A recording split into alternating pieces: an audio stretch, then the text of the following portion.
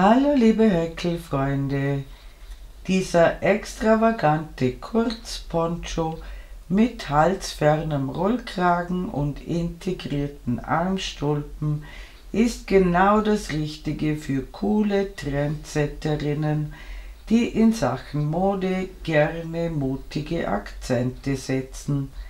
Frische Farben und liebevolle Details machen diesen Poncho zu einem hinreißenden Begleiter an kühlen Tagen. Die Anleitung für die passende Mütze findet ihr ebenfalls auf meinem Kanal. Im Video findet ihr die Angaben von Größe 36 bis 50, welche immer dann erscheinen, wenn sie benötigt werden. Richtwerte zum Verbrauch für eure Größe findet ihr auf der Materialseite, bevor ich mit dem Häkeln beginne. Und jetzt wünsche ich euch wie immer viel Spaß beim Nacharbeiten.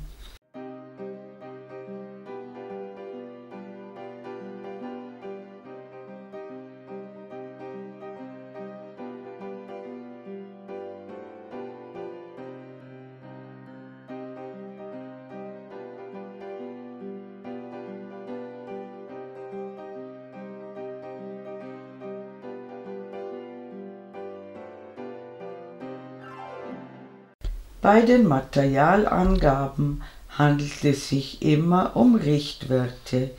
Die Verwendung anderer Wolle oder anderer Nadelstärke kann den Materialverbrauch beeinflussen. Deshalb solltet ihr immer genügend Material kaufen bzw. die Nachkaufmöglichkeit sicherstellen. Hier habe ich euch aufgeschrieben, wie ich den Farbverlauf gestaltet habe. Das ist aber nur ein Beispiel.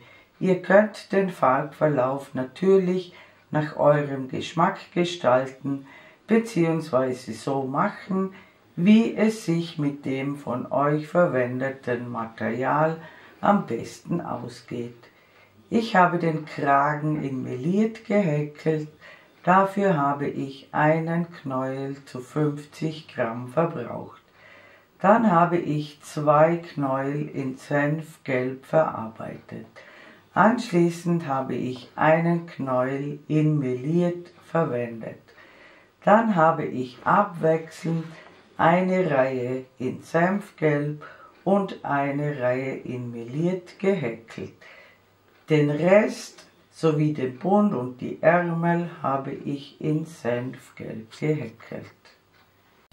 Ich verwende für die Anschlagskette eine Häkelnadel 4 mm und danach steige ich auf eine Häkelnadel 5 mm um. Ich beginne mit einer Anfangsschlinge. Wir häkeln zunächst einige Maschen im elastischen Anschlag. Maße und Zahlen folgen danach. Ich häkle 2 Luftmaschen. Ich drehe die erste Masche um, sodass 2 Fäden oben sind und einer unten. Ich hole den Faden durch. Ich ziehe den Faden durch eine Schlaufe durch und dann durch die anderen 2. Wir stechen in den dritten Faden von der Nadel aus gesehen ein. Wir holen den Faden durch, wir ziehen den Faden durch eine Schlaufe durch und dann durch die anderen 2. In den dritten Faden einstechen, den Faden durchholen, durch eine Schlaufe ziehen und dann durch die anderen 2. In den Querfaden einstechen, den Faden durchholen. Wir häkeln zuerst die Luftmasche und dann die feste Masche. Wir haben jetzt 4 Maschen gemacht. Wir häkeln später hier, wo die schönen Maschen sind. Die Kette muss ungefähr 60 cm lang sein und wir brauchen eine Maschenzahl, die durch 6 teilbar ist. Und wenn ihr das gemacht habt, sehen wir uns wieder. Willkommen zurück. Meine Kette hat ca. 60 cm erreicht, Bei mir sind das 90 feste Maschen. Die Anzahl kann bei euch anders sein. Wichtig ist, dass die Maschenzahl durch 6 teilbar ist. Wir geben die Kette oben zusammen und schließen in den Kopf der ersten festen Masche zur Runde. Und jetzt nehme ich die dickere Häkelnadel, in meinem Fall 5 mm.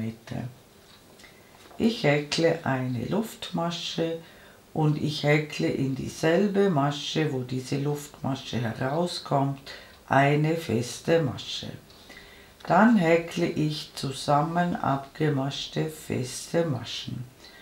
Ich steche noch einmal in dieselbe Masche ein, wo die feste Masche schon drin ist. Ich hole den Faden durch und hole den Faden durch die nächste Masche durch. Wir haben 3 Fäden auf der Nadel, die maschen wir zusammen ab. Jetzt häkle ich quasi rückwärts. Ich steche in die Masche ein, wo schon eine Masche drin ist. Ich hole den Faden durch und hole den Faden durch die nächste Masche. Das geht jetzt immer so weiter. In dieselbe Masche einstechen, wo schon eine Masche drin ist, den Faden durch die nächste Masche holen und alle 3 Fäden zusammen abmaschen. Das machen wir einmal rundherum und dann sehen wir uns wieder. Willkommen zurück. Wir machen die zusammen abgemaschten festen Maschen bis zum letzten Maschenkopf. Dann kippen wir die Arbeit, damit wir den ersten Maschenkopf gut sehen, und hier schließen wir mit einer Kettmasche zur Runde. Die Maschenzahl muss stets unverändert bleiben. Es müssen sich immer gleich viele Maschenköpfe ergeben. Das ist sehr wichtig. Wir häkeln eine Luftmasche und wenden die Arbeit. Wir häkeln in dieselbe Masche, wo die Luftmasche herauskommt, eine feste Masche. Dann beginnen wir wieder mit den zusammen abgemaschten festen Maschen. Wir beginnen im selben Maschenkopf, wo schon die feste Masche drin ist. Wir holen den Faden durch die nächste Masche und maschen alle 3 Fäden zusammen ab. Wir häkeln wieder einmal rundherum und dann sehen wir uns wieder. Willkommen zurück. Wir häkeln bis zum letzten Maschenkopf immer 2 zusammen abgemaschte feste Maschen. Wir kippen die Arbeit. Dann sehen wir hier oben den ersten Maschenkopf und hier schließen wir mit einer Kettmasche zur Runde. Wir häkeln eine Luftmasche und wenden nach jeder Runde die Arbeit. Wir häkeln eine feste Masche in die erste feste Masche. Dann beginnen wir mit den zusammen abgemaschten festen Maschen. Und wir wiederholen immer dieselbe Runde, bis der Kragen ca. 16 cm hoch ist. Wie gesagt, wir wenden nach jeder Runde und die Maschenzahl muss stets unverändert bleiben. Und wenn ihr 16 cm gehäkelt habt, sehen wir uns wieder. Willkommen zurück. Ich habe ca. 16 cm Kragen gehäkelt. In der Breite ist der Kragen ein bisschen weiter, als wir am Anfang angeschlagen haben. Das ist bei mir auch so. Und jetzt mache ich in dieser letzten Reihe die Kettmasche in der neuen Farbe.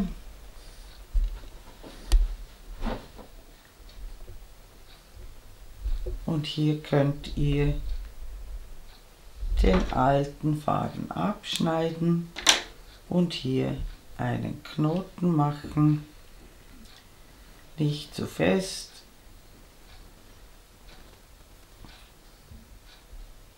Und dann wenden wir die Arbeit und ich häkle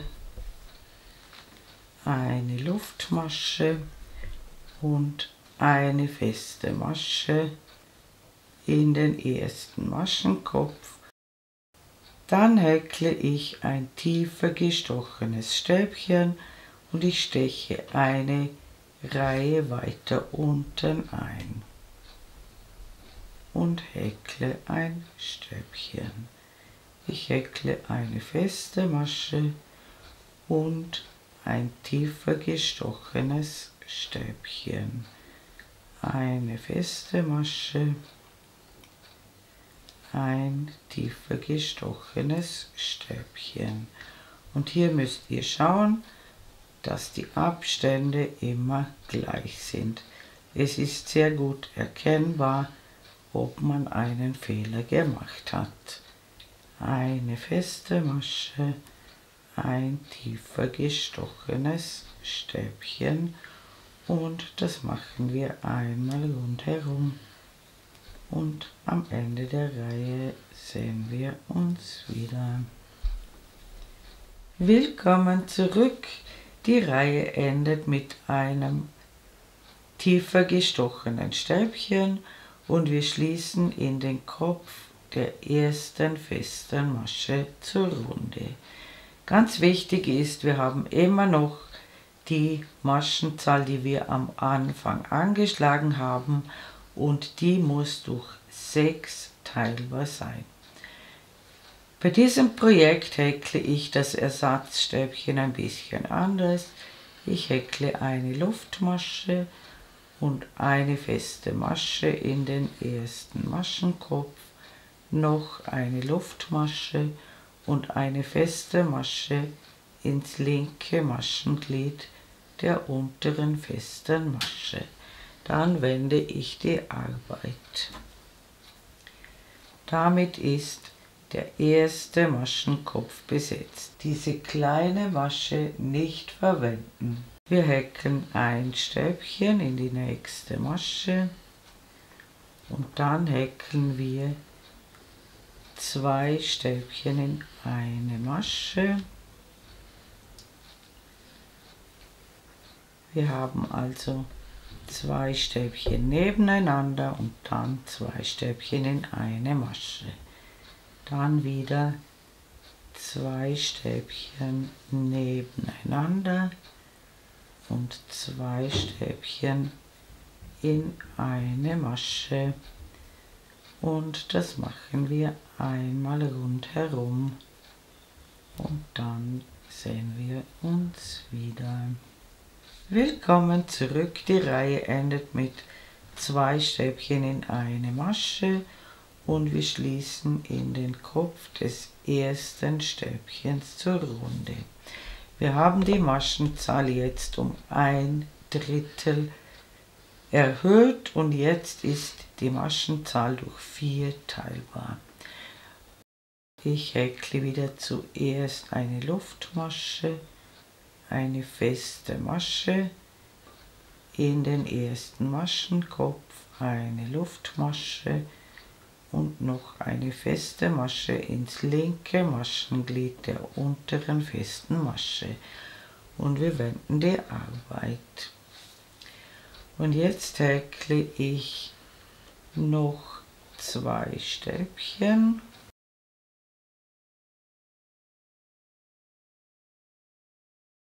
Wir haben also 3 Stäbchen gehäkelt. Um das nächste Stäbchen häkle ich eine Dreiernoppe.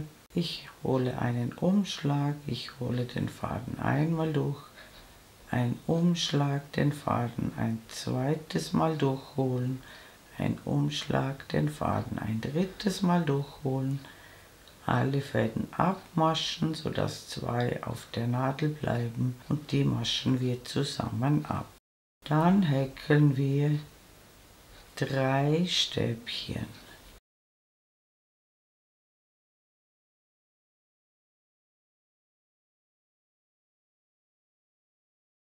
Und um jedes 4. Stäbchen häkeln wir eine Dreiernoppe.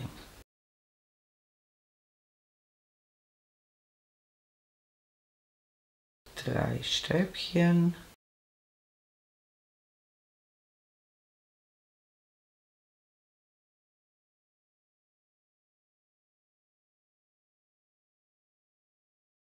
Und um das nächste Stäbchen häkeln wir eine Dreiernoppe. Und das machen wir einmal rundherum. Und dann sehen wir uns wieder. Willkommen zurück. Die Runde endet mit einer Noppe um das letzte Stäbchen und wir schließen mit einer Kettmasche in den Kopf des ersten Stäbchens zur Runde. Wir häkeln wieder das Ersatzstäbchen.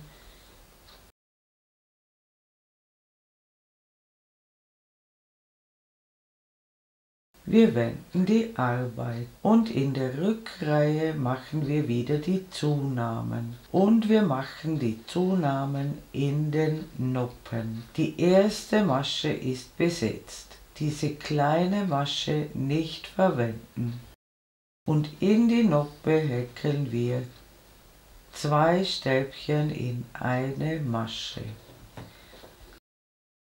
Dann häkeln wir die Stäbchen bis zur nächsten Noppe.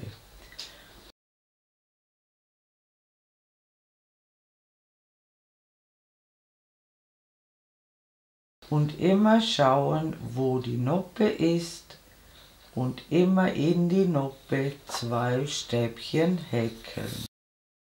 Und dann wieder bis zur nächsten Noppe häkeln.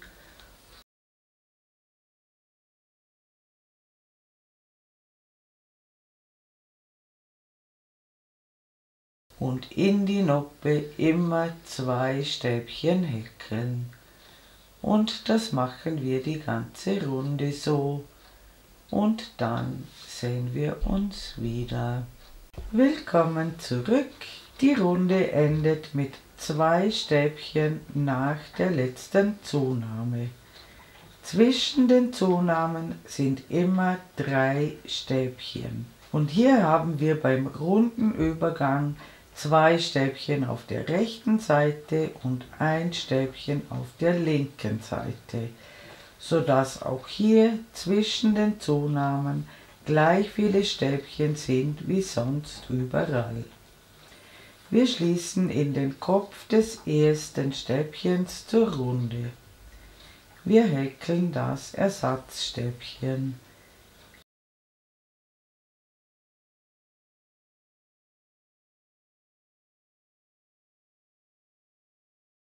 Wir wenden die Arbeit.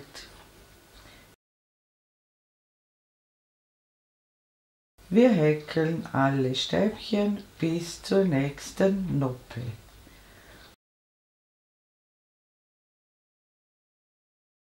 Und hier genau schauen, in der Noppe befinden sich 2 Stäbchen. In das erste Stäbchen häkeln wir ein Stäbchen.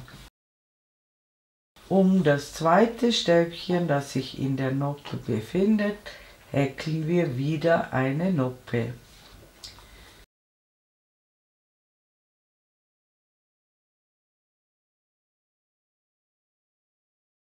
Wir häkeln alle Stäbchen, die bis zur nächsten Noppe vorhanden sind.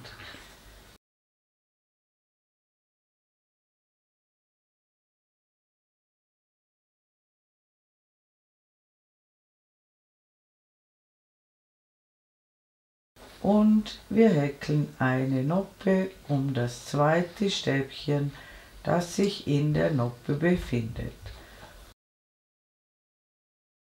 Und das machen wir die ganze Reihe so. Und dann sehen wir uns wieder. Willkommen zurück. Die Runde endet mit einer Noppe und einer Kettmasche in den Kopf des ersten Stäbchens. Und ich mache noch 2 Runden mit euch. Diese 2 Runden, die wir jetzt machen, werden dann sinngemäß wiederholt.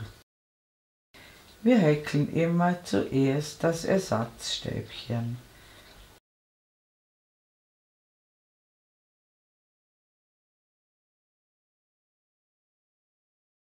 Dann wenden wir die Arbeit. Und in dieser Reihe auf der Rückseite machen wir nur Stäbchen und wir machen die Zunahmen. Und immer aufpassen, diese kleine Öffnung hier ist keine Masche. Das ist nur eine Verbindung. In diese Öffnung wird nicht gehäkelt. Wir haben ein Stäbchen gemacht und die nächste Masche ist eine Noppe.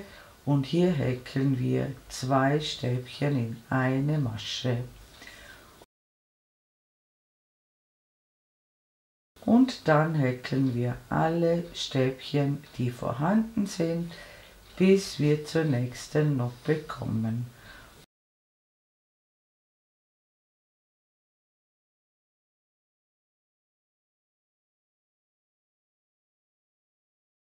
Und in jede Noppe häkeln wir 2 Stäbchen.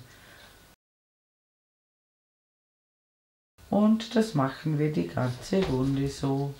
Und dann sehen wir uns wieder.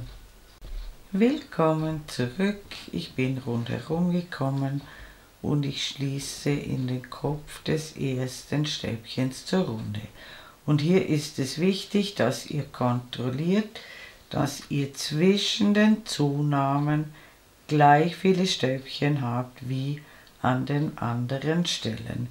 Hier haben wir immer die Situation, dass wir ein einzelnes Stäbchen auf der anderen Seite haben. Und zusammen sind es immer gleich viele wie auch an den anderen Stellen. Und wir häkeln das Ersatzstäbchen.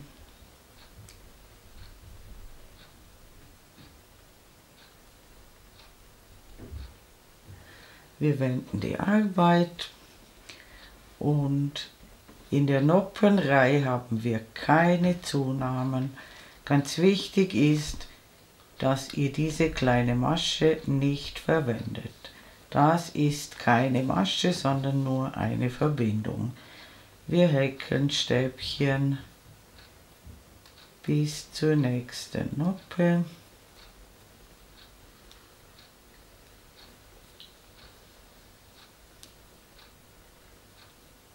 Und wir häkeln die nächste Noppe um das zweite Stäbchen, das sich in der Noppe befindet.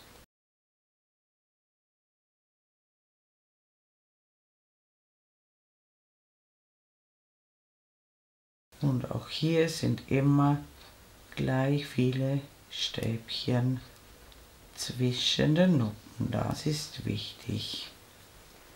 Also einfach bis zur Zunahme häkeln, auf das erste Stäbchen der Zunahme ein Stäbchen häkeln und um das zweite Stäbchen der Zunahme häkeln wir wieder eine Noppe. Und das machen wir die ganze Runde so und dann sehen wir uns wieder. Willkommen zurück. Die Runde endet mit einer Noppe und einer Kettmasche in den Kopf des ersten Stäbchens. Und diese 2 Runden, die wir soeben gemacht haben, werden nun sinngemäß wiederholt, bis der Poncho eine bestimmte Breite erreicht hat. Und nicht vergessen, nach jeder Runde wenden und immer beide Reihen häkeln. Wir enden vorläufig mit einer Noppenreihe und immer nach der Noppenreihe wieder messen. Dazu legt ihr euch den Poncho schön flach hin und messt hier an der Kante entlang. Im Moment habe ich hier ungefähr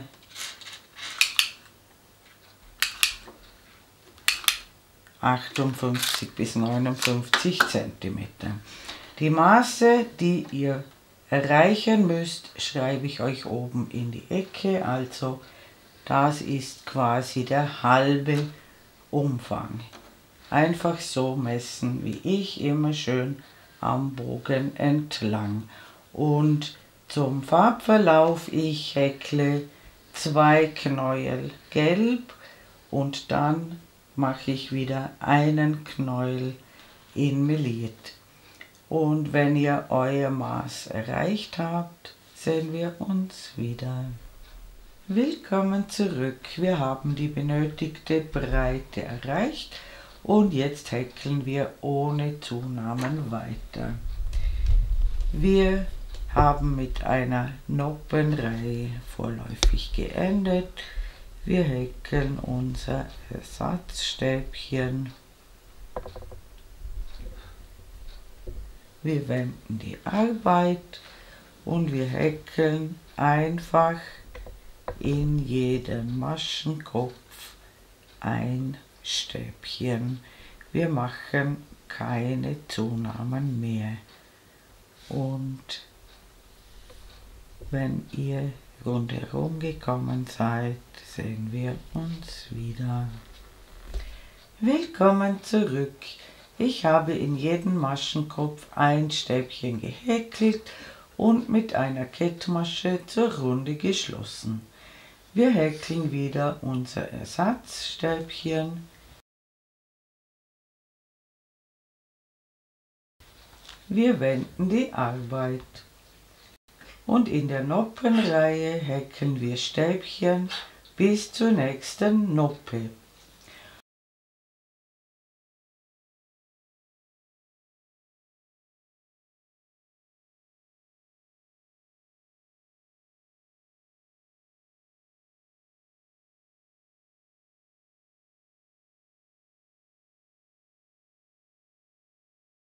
Und hier genau schauen, um das Stäbchen, das sich in der unteren Noppe befindet, häkeln wir wieder eine Noppe.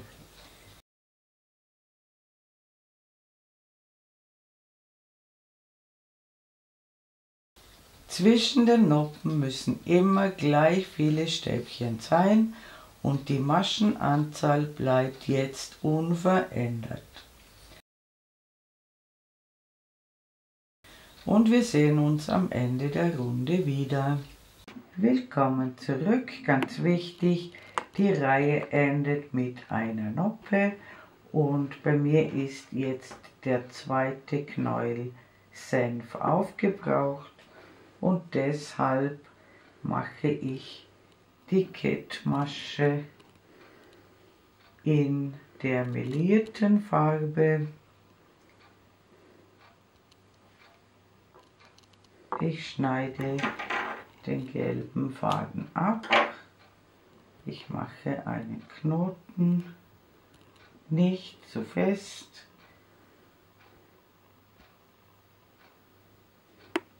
Und ich häkle jetzt einen Knäuel in meliert. Und zwar wiederholen wir jetzt immer dieselben 2 Reihen, die wir soeben gemacht haben. Wir häkeln unser Ersatzstäbchen. Wir wenden die Arbeit und jetzt folgt wieder eine Reihe Stäbchen und dann wieder eine Reihe Noppen. Wie gesagt, die Maschenzahl bleibt jetzt unverändert und ich sehe euch wieder, wenn ich diesen Knäuel verarbeitet habe.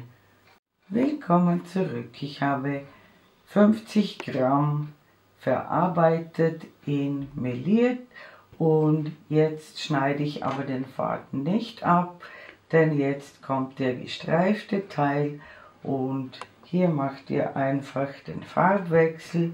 Es ist egal, ob ihr euch auf einer Vorderseite oder auf einer Rückseite befindet. Einfach den Farbwechsel durchführen, die beiden Fäden miteinander verknoten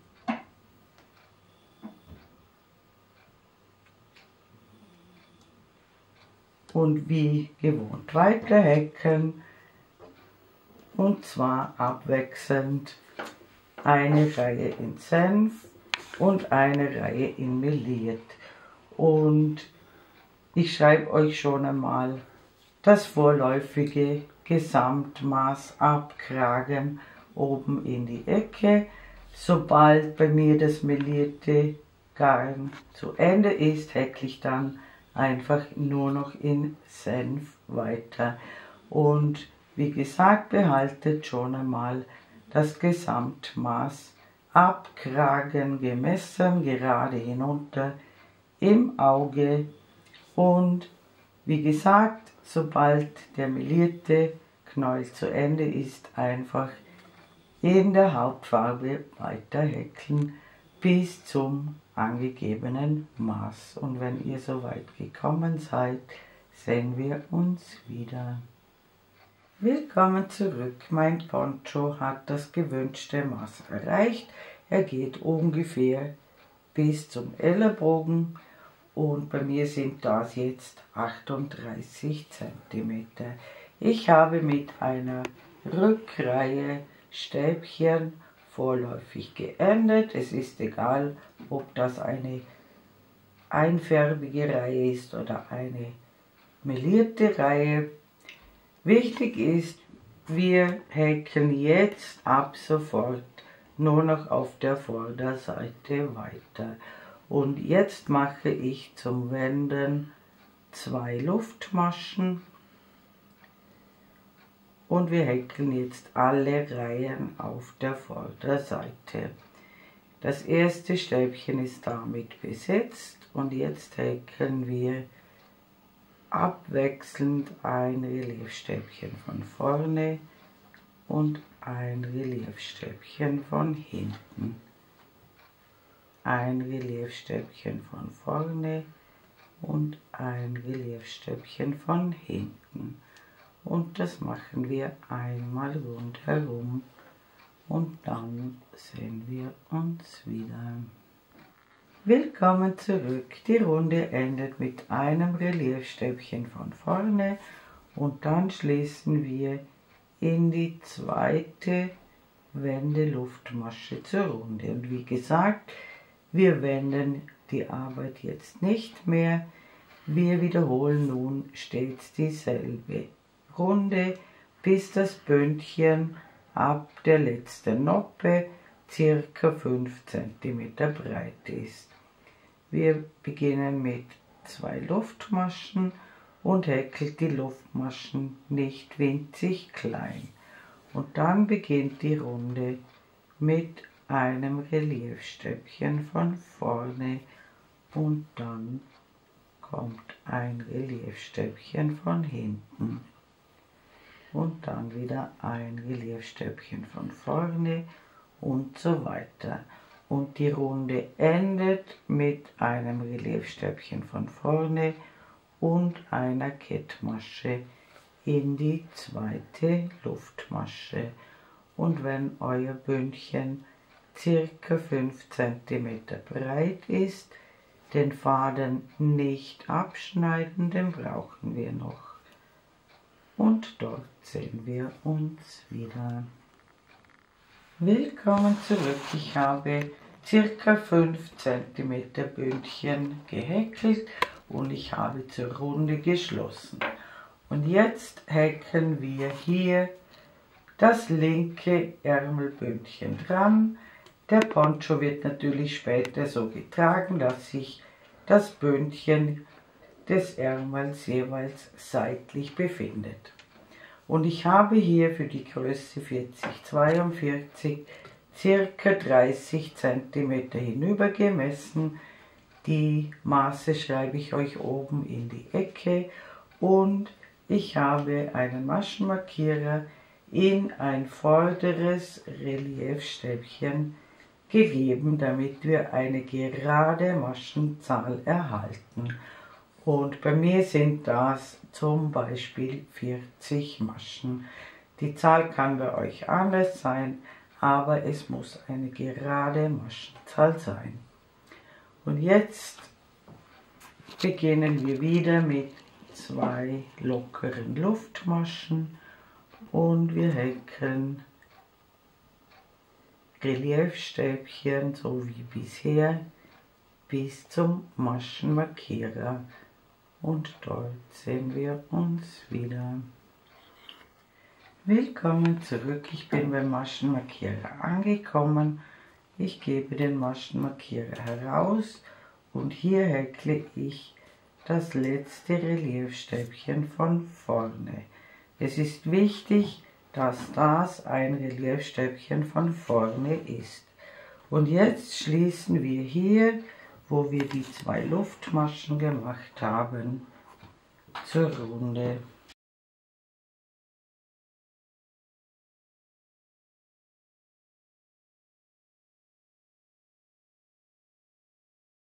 Mit einer Kettmasche in die zweite Luftmasche. Wir häkeln wieder 2 Luftmaschen und wir häkeln über diese Maschen, die wir abgeteilt haben, in Runden weiter. Wir beginnen immer mit 2 Luftmaschen, einem Reliefstäbchen von vorne. Und am Ende der Runde sehen wir uns wieder. Willkommen zurück, ich bin rundherum gekommen und ganz wichtig, die Runde endet mit einem Reliefstäbchen von vorne und dann schließen wir in die zweite Luftmasche zur Runde. Und diese Runde, die wir soeben gemacht haben, wird nun stets wiederholt, bis das Bündchen ungefähr 25 cm lang ist. Und wenn ihr das gemacht habt, sehen wir uns wieder. Willkommen zurück. Ich habe das erste Bündchen fertiggestellt. Und jetzt legt ihr euch den Poncho so hin wie ich und schaut, dass vorne und hinten gleich viele Maschen sind und bestimmt genau zunächst einmal die Hälfte. Und dann wisst ihr ja, wie viele Maschen ihr für den ersten Ärmel verwendet habt und ihr zählt die Hälfte der Maschen nach rechts herüber. Und hier beginnen wir in einem Reliefstäbchen von hinten und die andere Hälfte ist auf der anderen Seite und das Bündchen kommt dann so wieder zusammen und hier schließt ihr wieder zur Runde und in diesem Reliefstäbchen von hinten schlingen wir neu an. Wir machen einen Knoten und wir stechen in dieselbe Masche ein und wir starten wieder mit 2 Luftmaschen. Und dann häkeln wir wieder abwechselnd ein Reliefstäbchen von vorne und ein Reliefstäbchen von hinten. Und wie gesagt, macht dieselbe Anzahl und die Runde endet hier mit einem Reliefstäbchen von vorne und dann schließt ihr wieder zur Runde und häkelt genau gleich viele Runden wie beim ersten Ärmel. Und wenn ihr das gemacht habt, sehen wir uns wieder. Willkommen zurück, ich habe beide Ärmelbündchen dran gehäkelt. Ich habe hier unten schon einmal alle Fäden auf der Innenseite vernäht. Wir befinden uns auf der schönen Seite des Poncho und jetzt häkeln wir hier noch eine Abschlussreihe am Kragen und ich steche irgendwo ein und zwar häkle ich diese Reihe auf der Innenseite, weil der Kragen später umgeschlagen wird. Also in einer beliebigen Masche einstechen und ich steche hier tief ein. Ich verwende nicht nur einen Faden. Ich mache einen Knoten Ich steche in dieselbe Masche ein, ich hole den Faden durch und häkle eine Luftmasche und in dieselbe Masche eine feste Masche. Und dann häkle ich ein tiefer gestochenes Stäbchen und hier steche ich eine Reihe weiter unten ein.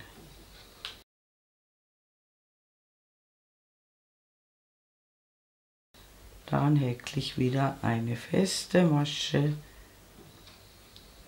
und ein tiefer gestochenes Stäbchen und eine feste Masche und ein tiefer gestochenes Stäbchen. Und hier darauf achten, dass die Abstände immer gleich sind. Und das machen wir einmal rundherum und dann sehen wir uns wieder. Willkommen zurück.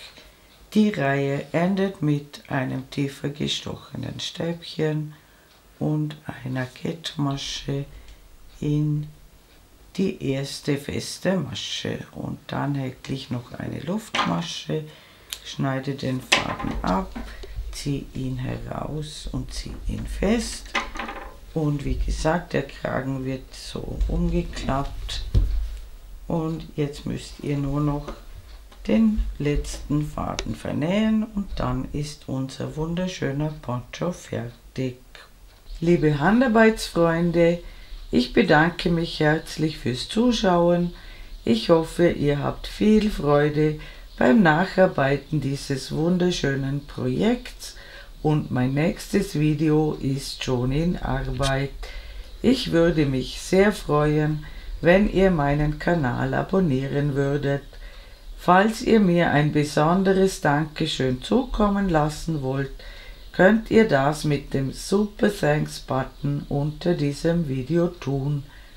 Viele meiner Vorführmodelle könnt ihr in meinem kleinen Shop erwerben.